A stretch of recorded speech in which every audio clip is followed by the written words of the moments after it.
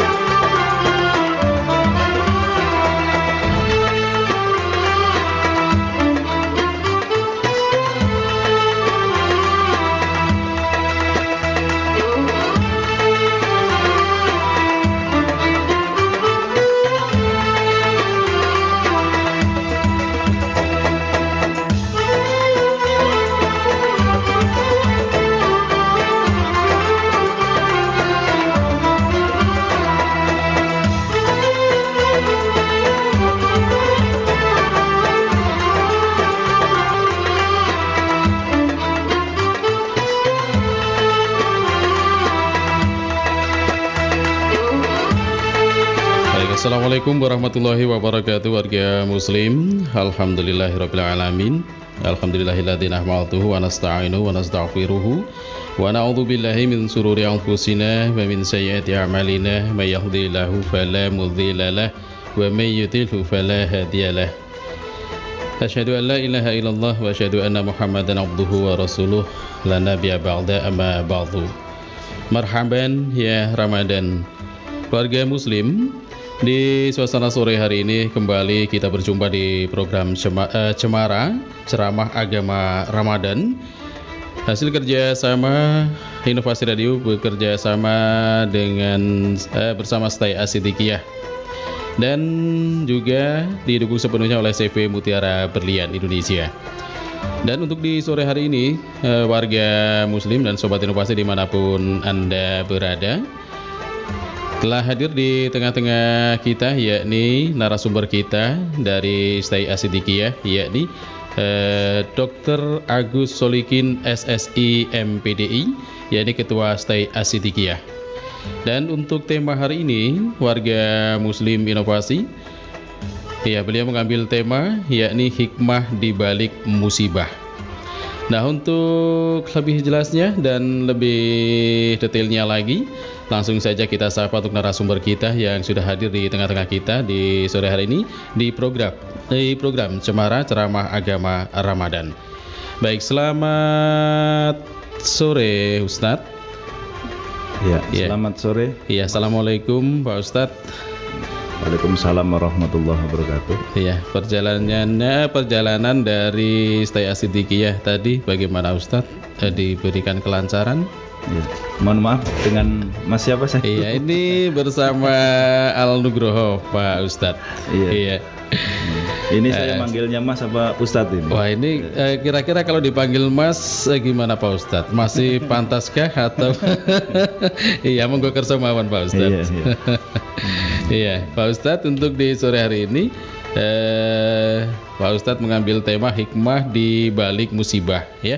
Iya, dan mungkin sebelum kita sampai atau kita buka di session interaktif atau pertanyaan dari pendengar, Pak Ustadz, iya, sepertinya lebih detailnya lagi bisa Ustadz jelaskan untuk tema kita di sore hari ini, Pak Ustadz. Silakan, Pak Ustadz. Iya, Bismillahirrahmanirrahim. Sebelumnya saya ingin menyapa seluruh pendengar setia Inovasi Radio dulu, Mas Nugroho. Iya, silakan Pak Ustadz. Waalaikumsalam warahmatullahi. Alhamdulillah. Allahumma salli ala Sayyidina Muhammad ibn Abdullah. Ma ba'du, la haula wa la quwata illa billah. Kepada seluruh kaum muslimin dimanapun berada, yang pertama saya mengucapkan selamat menunaikan ibadah puasa di tahun 2020 Masehi atau 1441 Hijriah. Memang puasa di tahun ini terasa sangat spesial, Mas Nugroho. Iya, Pak Ustadz. Tentu sebagai hamba Allah yang baik, kita harus selalu berusaha mensyukuri segala nikmat, karena pada hakikatnya segala sesuatu itu pasti ada hikmah di baliknya, di balik itu semua. Dan tujuannya mudah-mudahan puasa kali ini mengantarkan kita kepada tujuan utama melaksanakan ibadah puasa, yakni mendapatkan gelar Al-Muttaqun, mendapatkan gelar orang-orang yang bertakwa kepada Allah Subhanahu wa taala. Allahumma amin. Yang kedua, juga saya selaku Ketua Sekolah Tinggi Agama Islam As-Siddiqiyah menyampaikan terima kasih kepada Inovasi Radio dan seluruh pengurus cabang Nahdlatul Ulama di Kabupaten Ogan Komering Ilir ini, yang kita bersama-sama ingin melakukan syiar Islam, dakwah keagamaan. Mudah-mudahan apa yang kita lakukan bersama ini diridhoi dan menjadi amalan solehan untuk kita semuanya. Amin. Radio Inovasi tentunya, Mas Nugroho, semoga ke depan semakin berkembang. Saya datang ke sini ini pangkling kantornya tiap tahun ini selalu berubah dan lebih baik begitu. Iya, ini semua ya berkat dukungan para sesepuh dan juga termasuk juga saya Siddiqiyah, Pak Ustadz, yang banyak mendukung kegiatan-kegiatan, termasuk kegiatan yang saat ini kita adakan, Pak Ustadz ya. Iya, ini Cemara, program ceramah agama Ramadan. Iya, Pak Ustadz, mengenai tema kita di hikmah di balik musibah ini, Pak Ustadz. Memang puasa di tahun ini lain daripada yang lain, Pak Ustadz ya. Maksudnya kalau biasanya di tahun-tahun sebelumnya kita menjalankan puasa ini dengan penuh bahagia, Pak Ustadz, karena tanpa diikuti dengan dihantui dengan rasa was-was ya, Pak Ustadz mungkin. Iya. Tapi kalau untuk tahun ini sepertinya bukan di Indonesia saja, bahkan di luar sana juga untuk warga muslim yang menjalankan ibadah puasa sepertinya juga masih was-was karena pandemi COVID-19 ini ya, Pak Ustadz. Ya, tapi di balik hikmah musibah ini, Pak Ustadz, lebih detailnya lagi, ini hikmah yang bagaimana, Ustadz, yang mungkin untuk warga muslim kita yang awam ini belum mengerti mungkin hikmahnya. Seperti yang kita sampaikan tadi, bahwa memang Ramadan kali ini itu sangat spesial, Mas Nugroho ya. Saya melihat dari rumah sampai sini, masjid-masjid di pinggir lintas itu semuanya tutup. Tetapi kita berkeyakinan bahwa semua umat Islam, bahkan di seluruh dunia, tidak hanya di Indonesia saja, tidak ada yang mempunyai niat untuk melakukan sesuatu yang justru merendahkan harkat dan martabat keislaman. Semuanya bertujuan untuk memuliakan Islam dan tentunya menyelamatkan jiwa manusia. Oleh karena itu, yang perlu kita sadari bersama, yang pertama, bahwa tidak ada sesuatu di muka bumi ini yang terjadi itu di luar dari ketentuan Allah Subhanahu wa taala. Maka segala sesuatu, termasuk juga datangnya musibah, itu adalah sunnatullah yang pada hakikatnya merupakan bagian dari seluruh rencana-rencana Allah Subhanahu wa taala dalam penciptaan alam semesta. Disebutkan di dalam Al-Quran bahwa Allah itu yudabbirul amra yufassilul ayah. Jadi Allah lah yang mengatur segala apa yang ada di muka bumi ini, termasuk apapun itu, bahkan musibah. Istilah musibah itu, Mas Nugroho ya. Ini yang perlu dipahami oleh masyarakat. Ada 3 bentuk tiga bentuk musibah itu. Iya. Yang pertama istilahnya namanya adalah ibtila atau ujian. Yakni ibtila atau bala istilahnya orang Jawa iki ngomongnya enek bilai atau bala.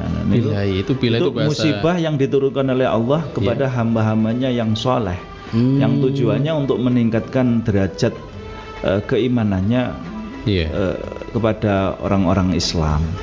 Ada istilahnya namanya, ini para nabi, para rasul, para wali-wali Allah, para ulama, itu mereka semuanya mesti dicoba atau mendapatkan bala atau ibtila. Ada yang kedua namanya fitnah.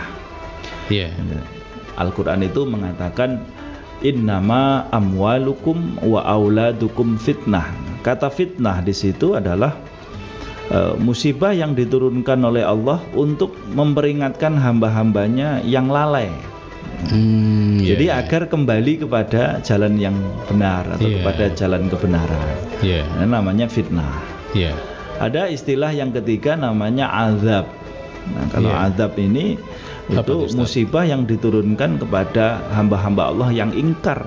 Naudzubillah summa naudzubillah. Jadi banyak melakukan kemaksiatan, kedzaliman, maka diturunkanlah azab. Oleh karena itu kita berhusnudzon bahwa apa yang terjadi di negara kita, di wilayah kita ini adalah merupakan sebuah ibtila, sebuah cobaan, musibah dari Allah yang tujuannya adalah untuk meningkatkan derajat keimanan kita kepada Allah Subhanahu wa taala.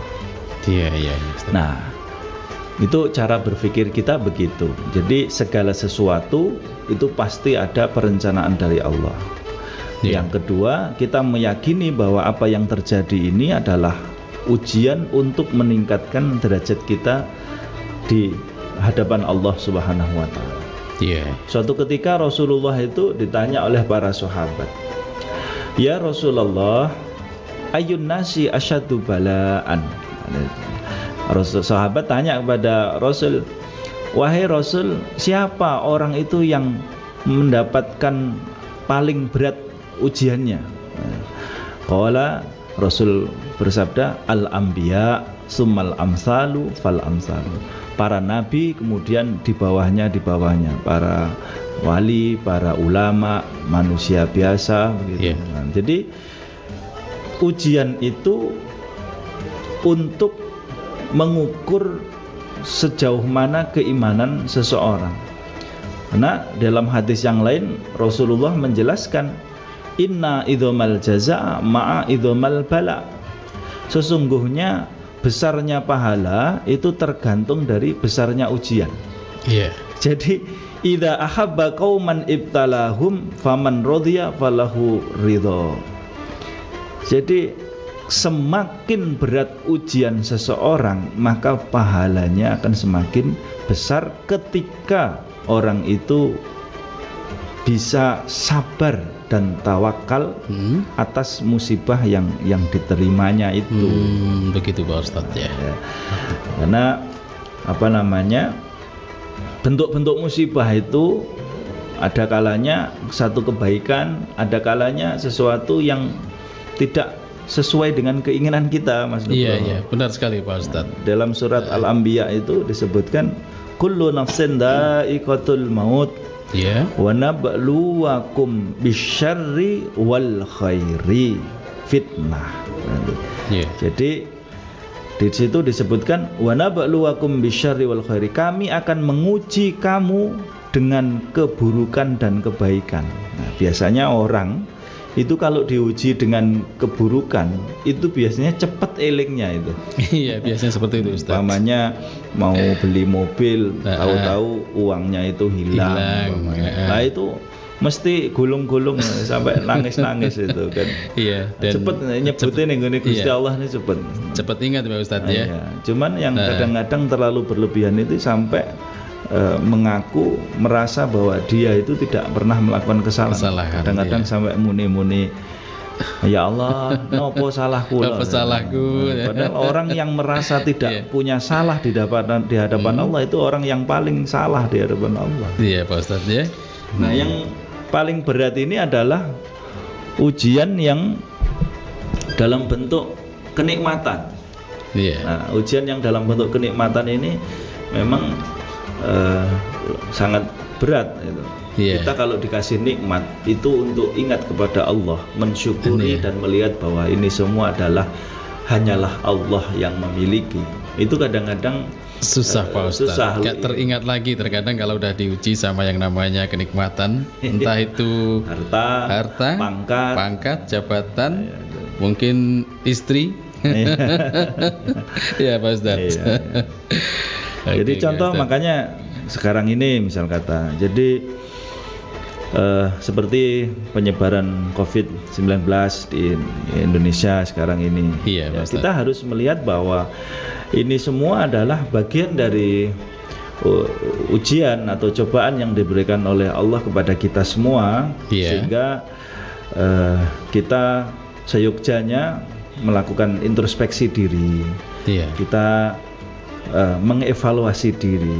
Tentu mungkin selama ini kita banyak melakukan kelalaian-kelalaian, banyak melakukan kesalahan-kesalahan yang itu menurut syariat Allah itu tidak dibenarkan.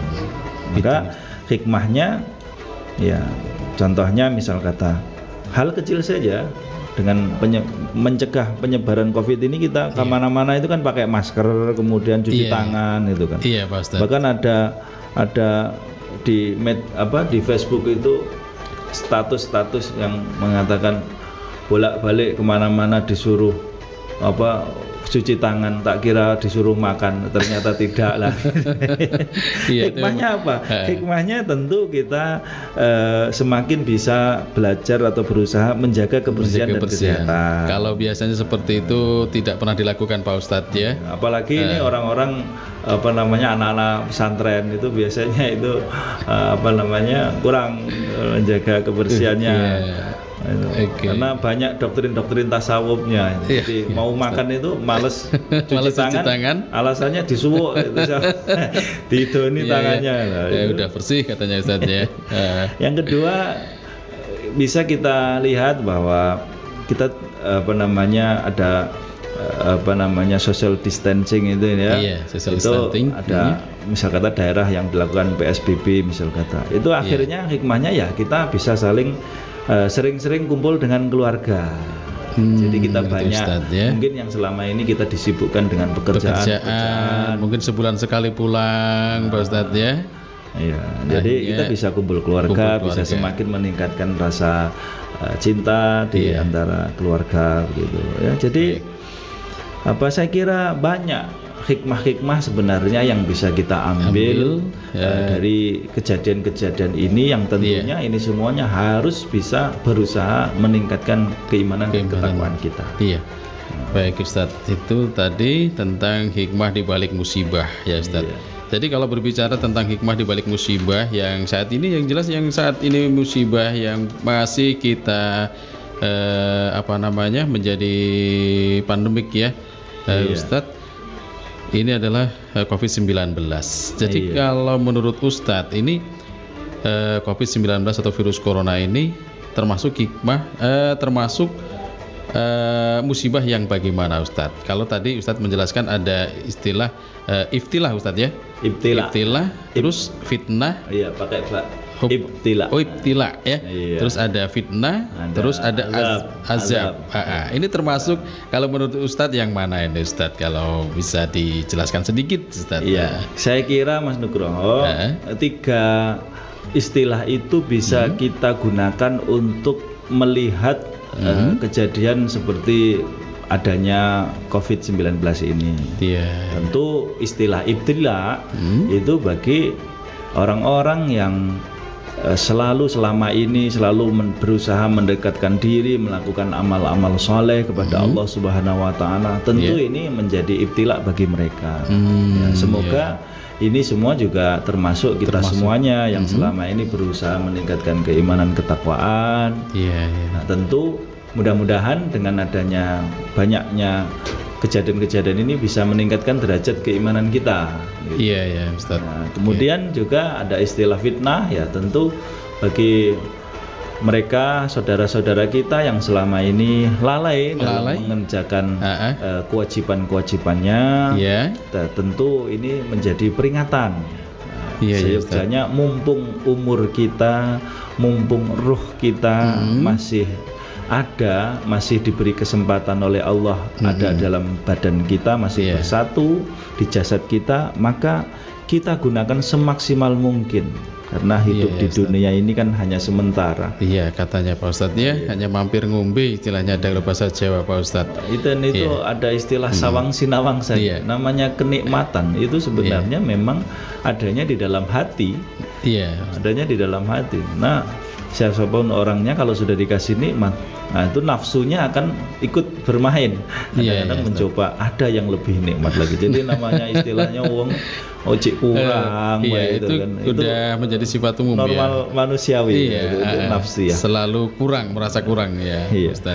Ya tentu ya istilah azab ya bagi mereka-mereka yang selama ini ingkar kepada Allah biar merasakan balasannya. Biar merasakan ini semua bagi kita adalah sebagai petunjuk bahwa Allah itu maha besar, Allah itu maha segala-galanya. Oleh karena itu kita harus selalu berhati-hati dengan hukum-hukum Allah. Pak Ustaz. Contoh ya negara-negara di Eropa itu menjadi pelajaran bagi kita. Apa dan kenapa bisa terjadi seperti itu, sehingga ya harapan kita jangan sampai Indonesia itu menyusul atau mengejar. Ini bukan istilah balapan itu karena kalau kita lihat rankingnya Indonesia itu semakin hari semakin naik, semakin bertambah Pak Ustadz. Ini sesuatu yang tidak kita harapkan. Karena bukan prestasi itu. Iya benar sekali Pak Ustadz. Bukan prestasi itu. Oke Pak Ustadz, terima kasih ya. Yang jelas semoga saja di Sumatera Selatan ini khususnya dan umumnya di negara kita Indonesia ini bukan termasuk apa tadi azab ya Ustadz ya. Kalaupun yang merasa kena fitnah ya mudah-mudahan bisa segera sadar ya Pak Ustadz ya, dan bisa memperbaiki kehidupannya yang semula kurang baik, banyak kesalahan, banyak dosa mungkin Ustadz ya. Dan dengan adanya musibah sekarang ini bisa saya sadar mungkin untuk memperbaiki diri ya Pak Ustadz. Oke Pak Ustadz, terima kasih. Dan ya usai jeda nanti kita bisa langsung ke penelpon Pak Ustadz ya. Untuk penelpon yang sudah menunggu ingin bertanya mungkin kepada Ustadz nanti bisa di 08115242.000. Dan kita jeda dulu Ustadz ya. Saat ini Anda sedang menyimak Cemara Ceramah Agama Ramadan. Acara ini dipersembahkan oleh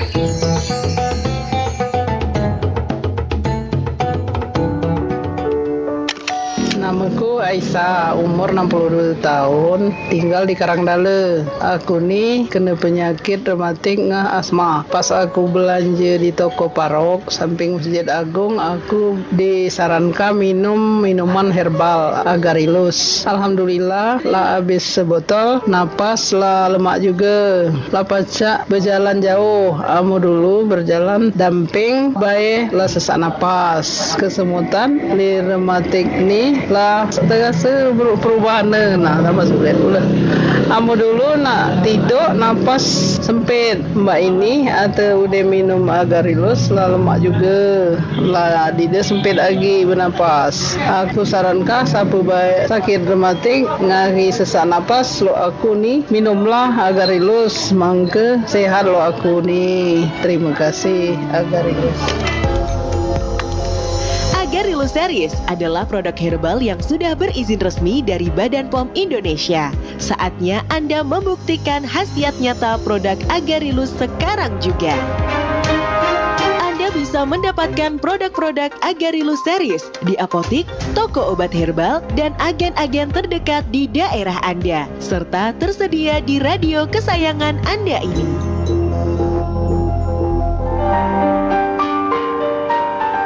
Assalamualaikum warahmatullahi wabarakatuh. Saya Haji Ahmad Sodikin Fauzi, Direktur CV Mutiara Berlian, mengucapkan selamat menunaikan ibadah puasa Ramadan, dan jangan lupa menjelang buka dan menjelang sahur biasakan minum Agarilus dengan madu. Terima kasih, semoga sehat selalu dan sukses. Dipersembahkan oleh CV Mutiara Berlian. Anda bisa mendapatkan produk-produk Agarilus Series di apotek, toko obat herbal, dan agen-agen terdekat di daerah Anda, serta tersedia di radio kesayangan Anda ini.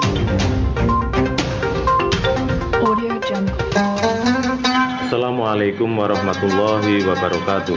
Marhaban ya Ramadan. Bulan suci Ramadan telah datang. Bulan yang ditunggu-tunggu oleh seluruh umat muslim di dunia. Bulan yang disambut dengan sukacita oleh orang-orang yang beriman.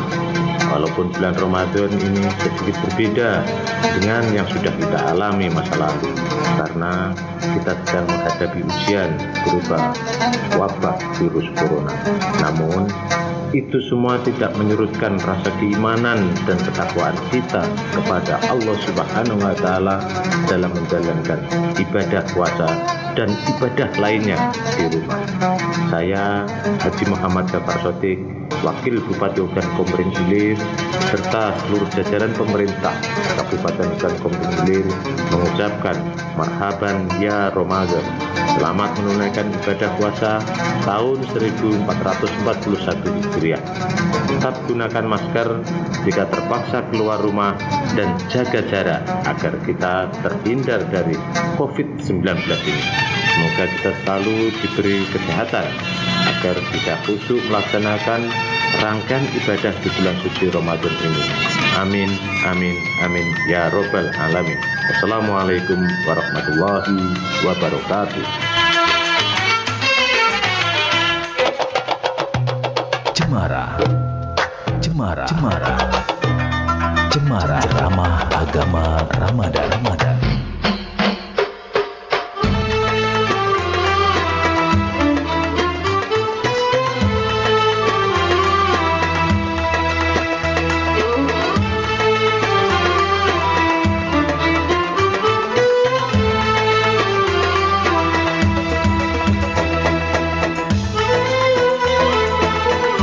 Keluarga muslim, di sore hari ini masih di program Cemara Ceramah Agama Ramadan, hasil kerjasama Inovasi Radio bersama Stay Asidikiyah dan didukung sepenuhnya juga oleh CV Mutiara Berlian Indonesia. Baik, untuk sore hari ini kita bersama narasumber kita, yakni Dr. Agus Solikin, SSI MPDI, keluarga muslim, dengan tema hikmah di balik musibah. Jadi untuk keluarga muslim yang sudah stay di program Cemara ini dan ingin bergabung langsung, mungkin ada satu atau dua pertanyaan yang ingin Anda sampaikan atau ingin Anda tanyakan kepada narasumber kita, silakan untuk menghubungi via phone inovasi, yakni di 08115242.000. Ya, sepertinya udah ada yang masuk. Ustadz, langsung saja kita sapa Ustadz ya. Halo, selamat sore. Assalamualaikum. Selamat sore, waalaikumsalam warahmatullahi wabarakatuh. Iya, dengan siapa, di mana Ibu? Dengan Mbak Nana. Mbak Nana kalau boleh tahu di mana alamatnya ini? Di Sungai Blidah. Di Sungai Blidah. Oke, Sungai Blidah Mbak Nana ya? Iya, mau tanya Pak Ustadz apa Gus apa? Iya, ini narasumber kita, yakni Bapak Ustadz Agus Solikin dari Stay Asidikiyah. Selamat sore Ustadz Agus Solikin. Ya, selamat sore. Assalamualaikum. Waalaikumsalam warahmatullahi wabarakatuh. Saya langsung ke pertanyaan ya Pak Ustadz. Oke, silakan Ibu Nana. Mengenai virus corona, bagaimana hukum sholat tarawih bagi perempuan menggunakan masker? Padahal aurat perempuan itu wajah dan telapak tangan. Iya. Itu pertanyaan yang pertama Ibu Nana ya. Yang kedua? Pertanyaan kedua, bagaimana hukumnya orang puasa yang tidak melakukan sholat? Apakah puasanya diterima apa tidak? Sebelum dan sudahnya? Ya, mohon maaf Ibu Ana. Ya. Pertanyaan yang pertama tadi, bagaimana hukumnya sholat tarawih bagi perempuan menggunakan masker ya? Padahal kan aurat perempuan kan wajah dan telapak tangan. Ya. Terus pertanyaan yang kedua? Pertanyaan kedua, bagaimana hukumnya puasanya orang yang tidak melakukan sholat? Bagaimana tidak? Orang yang puasa tapi tidak sholat itu ya? Oke. Buat Ustadz, mohon jawabannya. Oke, ditunggu Ibu Nana. Waalaikumsalam warahmatullahi wabarakatuh. Iya Ibu Nana, jadi pertanyaan pertama tadi bagaimana sholat tarawih bagi perempuan menggunakan masker Ustadz ya? Iya. Kemudian yang kedua, bagaimana kalau orang yang puasa tapi tidak sholat Ustadz ya? Oke, kita tampung dulu aja Ustadz ya. Kita terima kembali untuk penelpon yang kedua. Untuk yang di belakangnya Ibu Ana, ada siapa? Mungkin masih ada lagi yang ingin bergabung. Ya, halo, selamat sore. Assalamualaikum. Waalaikumsalam warahmatullahi wabarakatuh. Iya, dengan siapa di mana?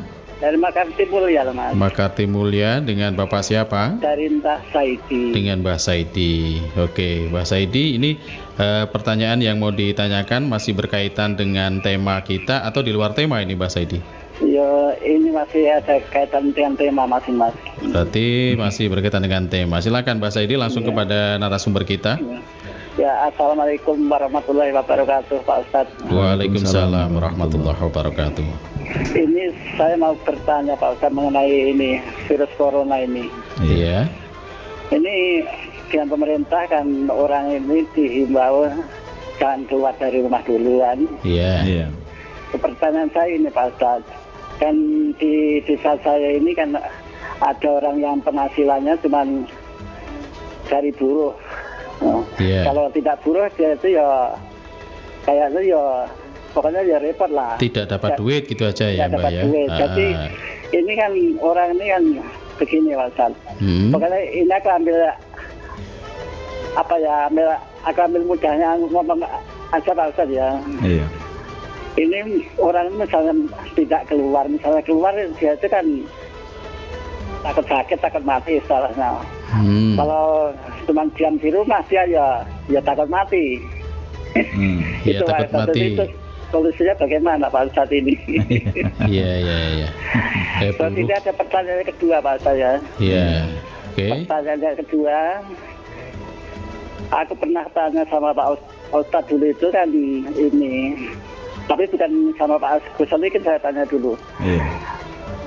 Ini sholat tarawih itu artinya tarawih itu dulu itu jawabannya itu artinya tarawih itu kan santai, sholat santai. Iya. Terus bagaimana itu sholat tarawih yang benar? Karena kan ada sholat tarawih itu kan cepat-cepat. Yang cepat. Iya cepat, aminnya cepat, gerakannya cepat. Itu kan kalau gerakannya cepat itu kan bukan santai lagi. Terus itu bagaimana Pak Ustadz? Jadi yang sebenarnya sholat tarawih yang baik, yang betul itu yang bagaimana Pak Ustadz? Mohon.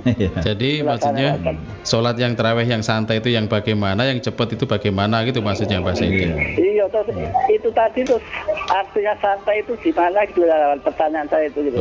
Kan sholatnya kok cepat, gerakannya cepat itu kan bukan santai lagi namanya itu.